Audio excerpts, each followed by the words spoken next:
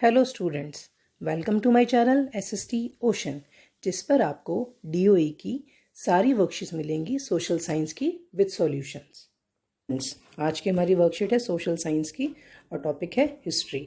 बेटा worksheet number है 69 और आज की डेट है 24 दिसंबर। बेटा इस वर्कशीट में हम हिस्ट्री का चैप्टर है यूरोप में राष्ट्रवाद, उसी की एक रिवीजन शीट करेंगे। इसके अंदर बेटा आपको 10 क्वेश्चंस दिए गए हैं, जैसे कि आप देख सकते हैं। इन 10 क्वेश्चंस के आंसर्स लिखने हैं। उसके बाद आपको 4 नंबर का एक पैसेज दिया गया है। इस पैसेज को पढ़कर इसके अकॉर्डिंग ये 4 आंसर्स आपको देने हैं। तो बेटा चलिए हम क्वेश्चन नंबर 1 से स्टार्ट करते हैं। क्वेश्चन नंबर 1, फ्रांसीसी क्रांतिकारियों ने फ्रांसीसी लोगों में सामूहिक पहचान की भावना किस प्रकार पैदा की? तो बेटा इसका आंसर है फर्स्ट पॉइंट, पितृभक्ति और नागरिक के विचार। पॉइंट नंबर 2, नए राष्ट्रीय चिन्ह। पॉइंट 3, केंद्रीकृत प्रशासनिक व्यवस्था। फोर्थ, राष्ट्रीय भाषा। और फिफ्थ, एक समान भार व मान की व्यवस्था। तो इस तरह से बेटा आपका फर्स्ट क्वेश्चन होता है। देन सेकंड क्वेश्चन, नेपोलियन ने प्रशासनिक क्षेत्र में क्रांतिकारी सिद्धांति का समावेश किया जिसने पूरी व्यवस्था को अधिक कुशल व तर्क संगत बना दिया। समीक्षा कीजिए।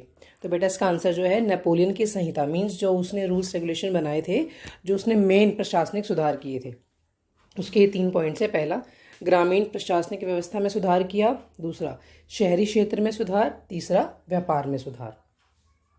क्वेश्चन नंबर 3, यूरोप के राष्ट्र के विचार के निर्माण में संस्कृति ने किस प्रकार महत्वपूर्ण भूमिका निभाई? तो बेटा इसके पॉइंट्स हैं, कला, काव्य, कहानियों, संगीत ने राष्ट्रवादी भावनाओं को विकसित किया। दूसरा, लोकगीत, जन काव्य व लोक नृत्य। तीसरा, स्थानीय बोलियों व लोक साहित्य पर बल। और चौथा, भाषा। क्वेश्चन नंबर 4, जर्मनी के एकीकरण की प्रक्रिया का वर्णन कीजिए। तो बेटा इसके भी पॉइंट्स में दिए गए हैं। बेटा पॉइंट्स में आंसर इसलिए आपको लिखवाए जाते हैं जिससे आपको ज़्यादा क्लियर हो जाए कॉन्सेप्ट। पहला, आरंभ विलियम प्रथम के प्रशा के सिंहासन पर आसीन होना। सबसे पहला पॉइंट से यही है कि वहाँ पर स्टार्ट हुआ था क्या, कि प्रशा के सिंहासन पर आसीन होना। दूसरा, बिस्मार्क द्वारा जर्मन एकीकरण की भूमिका तैयार करना। तीसरा, वियना कांग्रेस जो समझौता हुआ था हमारा। पॉइंट 4, एकीकरण में बाधाएं। पांचवा, बिस्मार्क द्वारा ऑस्ट्रिया, फ्रांस आदि पराजित विश्व शक्तियों को तटस्थ किया व एकीकृत जर्मनी का एक राष्ट्र के रूप में उभरना। क्वेश्चन नंबर 5, इटली के एकीकरण की प्रक्रिया का वर्णन कीजिए। इसके मार्ग में आने वाली मुख्य बाधाएं क्या थी? तो बेटा एकीकरण की प्रक्रिया 1832 जो थी उसमें कावूर सार्डिनिया का प्रधानमंत्री बना। फ्रांस से संधि ऑस्ट्रिया पराजित व 1859 में लुबार्डो को राज्य में मिला लिया। द्वितीय चरण, मोडेना, टस्कनी, पार्मा आदि का जनमत संग्रह द्वारा सार्डिनिया में विलय। पॉइंट 3, तृतीय चरण, 1860 में गैरीबाल्डी द्वारा सिसिली व नेपल्स पर विजय। पॉइंट 4, चतुर्थ चरण में वेनेशिया व रोम पर अधिकार। और 1871 में पोप से समझौता व एकीकृत इटली का उदय। तो बेटा इस तरह से उसके कारण थे। अब है एकीकरण में बाधाएं क्या थी? पहला, राजनीतिक विखंडन का लंबा इतिहास। दूसरा, विदेशी शक्तियों का आधिपत्य। तीसरा, पोप का शासन। और चौथा था वियना कांग्रेस। और साथ में पांचवा, अनुदारवादी शासक। तो बेटा इस तरह से आपका ये क्वेश्चन भी कंप्लीट होता है। अब हम क्वेश्चन नंबर 6 देखेंगे। ब्रिटेन में राष्ट्र राज्य का निर्माण एक लंबी प्रक्रिया का परिणाम किस प्रकार था? तो बेटा ये पूछना है, राष्ट्र राज्य का निर्माण जो था एक लंबी प्रक्रिया का परिणाम किस प्रकार था? तो उत्तर, यह किसी उथल पुथल या क्रांति का नहीं, एक लंबी चलने वाली प्रक्रिया का नतीजा था। तो बेटे क्रांति से भी सडन चेंजेस हो जाते हैं, लेकिन ये एक लंबी चलने वाली प्रक्रिया थी। पहले निर्जातीय पहचान हुई, राष्ट्र की अहमियत व सत्ता में वृद्धि। उसके बाद 1668 में राजतंत्र से संसद द्वारा ताकत छीने जाना, यानी 1688 में राजतंत्र से द्वारा ताकत छीना जाना। तीसरा, 1707 में यूनाइटेड किंगडम ऑफ ब्रिटेन का गठन। उसके बाद स्कॉटलैंड पर प्रभुत्व। आयरलैंड को 1801 में बलपूर्वक यूनाइटेड किंगडम में शामिल किया गया।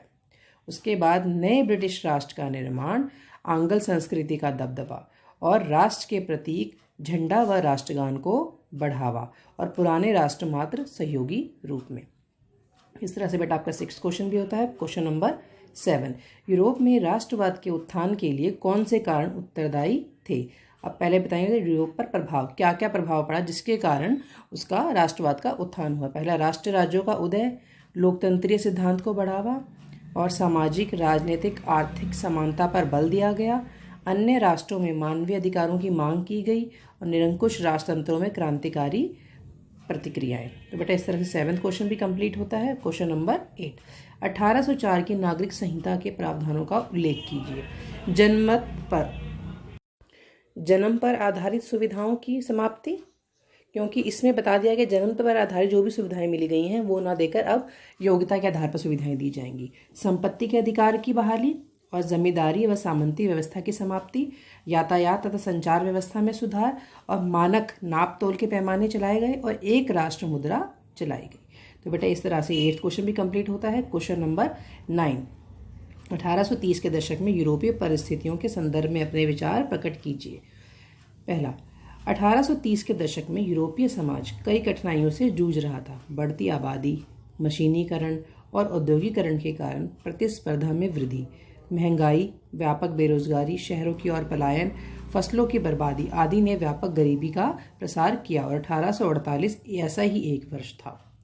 अब बेटा क्वेश्चन नंबर 10, इसमें इसका आंसर है स्वयं की राजनीतिक संगठनें बनाई गई, समाचार पत्रों का प्रकाशन किया गया, मताधिकार की प्राप्ति नहीं हुई थी उनको, उसके लिए उन्होंने आवाज़ उठाई। बेटे महिलाओं के लिए क्वेश्चन है ये, जो क्वेश्चन नंबर 10 है आपका वर्कशीट में, और राजनीतिक बैठकों तथा प्रदर्शनों में हिस्सा लिया गया। इस तरह से महिलाओं ने अपनी भागीदारी बढ़ाई थी।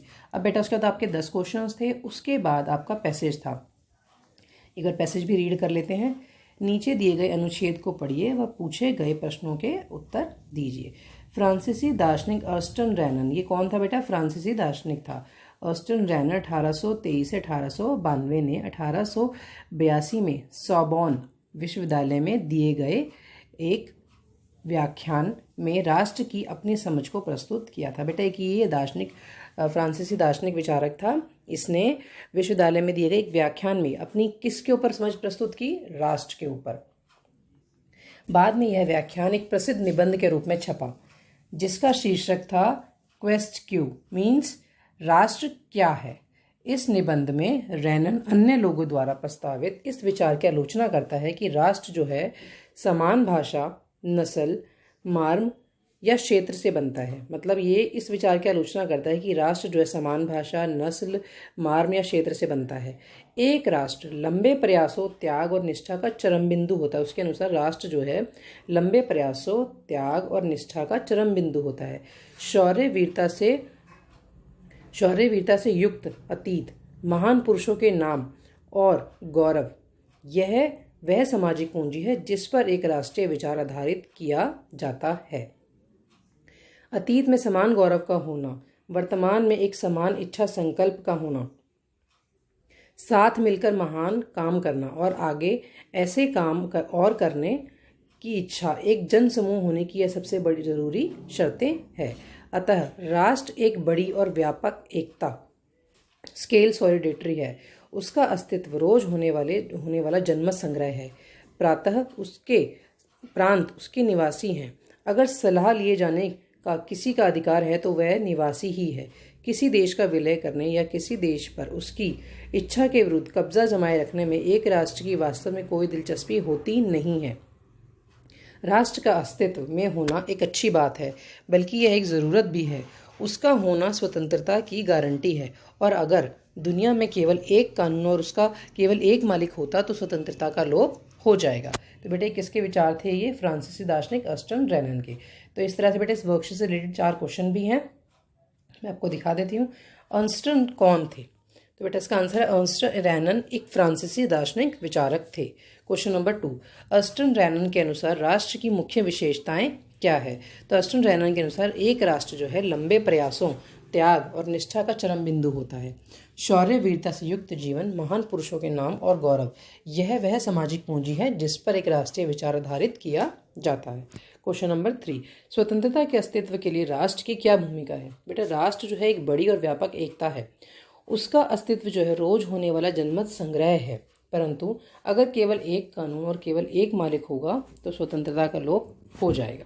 क्वेश्चन नंबर 4, राष्ट्र को अपने शब्दों में परिभाषित कीजिए। बेटा ये पूछा गया है यहाँ पर, आप अपने शब्दों में परिभाषित कीजिए कि वर्कशीट में आपने पढ़ा है उसके अकॉर्डिंग आप अपनी अंडरस्टैंडिंग के हिसाब से बताना है।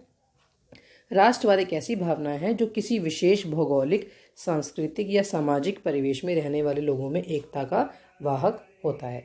तो बेटा इस तरह से आज की वर्कशीट कंप्लीट होती है। आपके 10 क्वेश्चंस, देन उसके बाद वर्कशीट, पैसेज और पैसेज के 4 क्वेश्चंस। तो बेटा इस तरह से अपना काम कंप्लीट कर लीजिए।